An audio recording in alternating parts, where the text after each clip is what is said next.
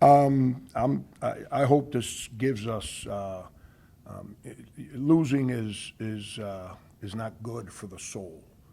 And it's not good for the soul of the individual, and it's not good for the soul of the collective group.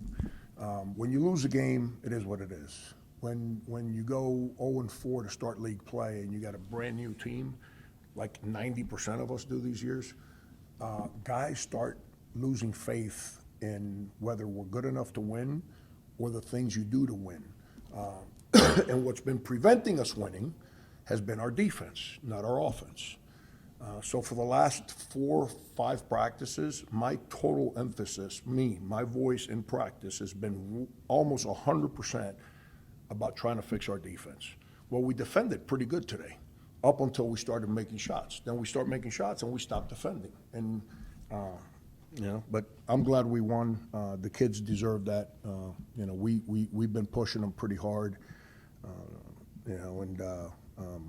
I'm not saying this because he's in here. Ryan and the people he answers to didn't bring me to UMass for us to be 0-whatever in conference play.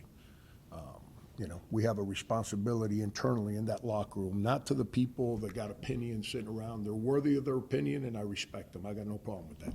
Internally, we have a pressure that we put on each other, that what's happened for the first 4 conference games is not acceptable. And we've been working to make sure everyone comprehends that has to change. Coach, with 5 games now in conference play, how confident are you moving forward that you'll be able to turn things around and continue the momentum that you started today? Yeah, because I like my team. So I'm confident that those guys will get back in line, but you have to win. You can't, it's not about being 0-5. I had a team at K-State, I want to say 2011, we're preseason number 3 in the country. We were 12-1 going into conference play. We were 2-5 after 7. Conference play's hard, but that team finished 9-7, I think. My second year at K-State, we were 0-4 in league play. We ended up 9-7 also, topped the 4th seed in the Big 12. Conference play it's a long haul. It's not the overreaction to a game or 2 games or a week. There's nothing better once you start conference play on a Saturday night as a coach where you sit at home and you're 2-0 that week. You're like, whoo, we accomplished a milestone. And then by the time you start falling asleep, you wake back up because you got 16 more of those or 10 more, whatever it may be. So we got good dudes in that locker room. It doesn't mean I haven't been on edge. Doesn't mean they haven't been on edge. I got good children at my home. My wife's done an incredible job with them. They know that when they're not doing things the way that makes my wife happy, I'm on edge. And I'm not on edge because I despise them. I'm on edge because they're not acting the way they need to act or doing the things they need to do. We create an intense internal pressure amongst ourselves. Like I tell them, this name here, that's between them and their family. I'm not here to tell their parents how to run their household. But if they don't make that name more powerful, by the time they get to my age, they failed their family. This name here, that's our family. We have to create that same pressure and comprehend that same thing works, that when our time here comes and it's over, is UMass better because we were here. And we're trying to figure that one out. Coach, Marcus Baines was 16 of his 17 points in that second half. How much did him kind of get going from behind the arc really help the team that second half? Yeah, so these are the things that happen, and as coaches, we don't really talk about. We thought he had a fractured right index finger after the Bowling Green game. Like his right knuckle, is this the index finger? Yeah, I just said a word and I wasn't sure what I was talking about.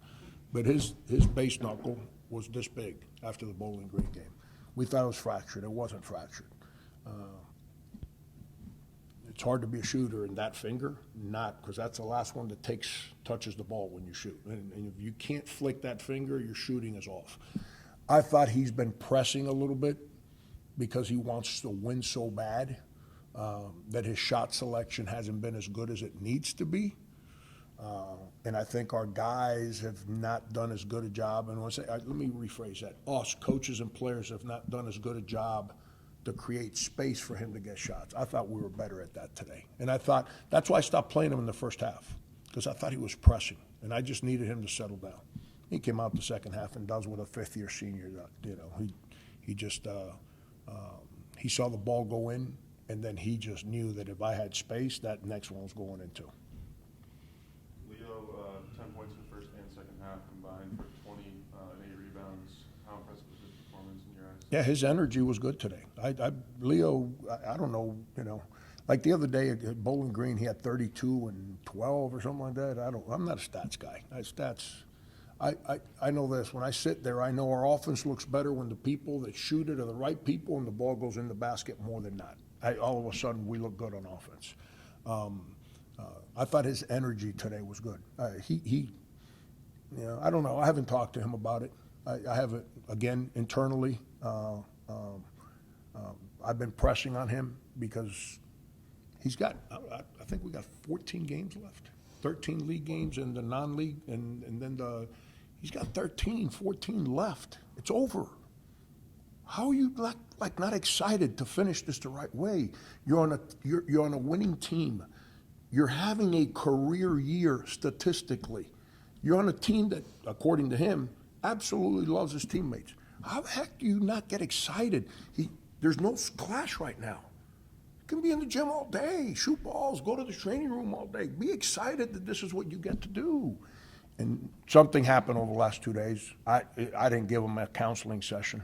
But over the last 2 days, he's kind of rejuvenated himself. And he played today with a purpose. It's hard to play without a purpose. You got to have a purpose. Coach, KJ and Isaiah providing sparks off the bench and scoring.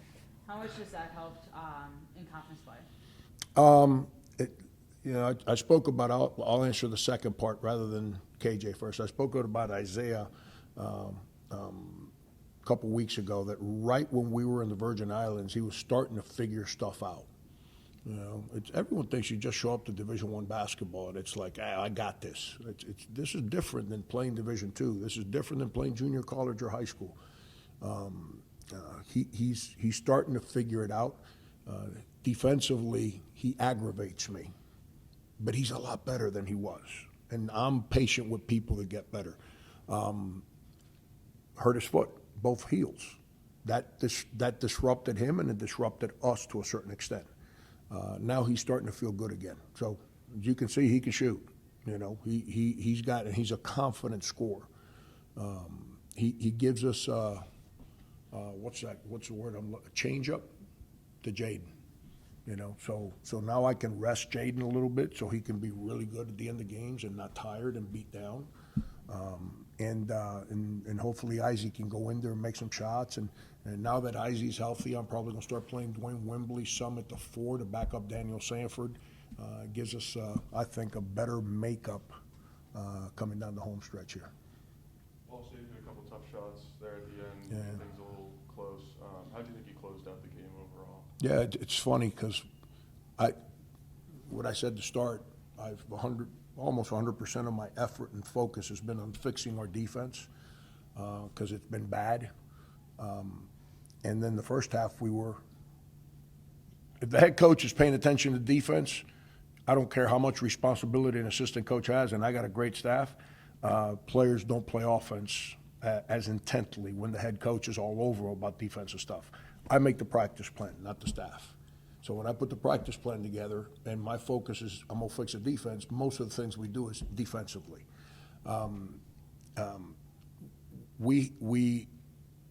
We're a good offensive team. That's not what's prevented us from winning. It's been our defense. So I think the second half we played better on offense. Took better shots, played with more pace. Rebound. We had one offensive rebound at halftime. We got on the offensive glass.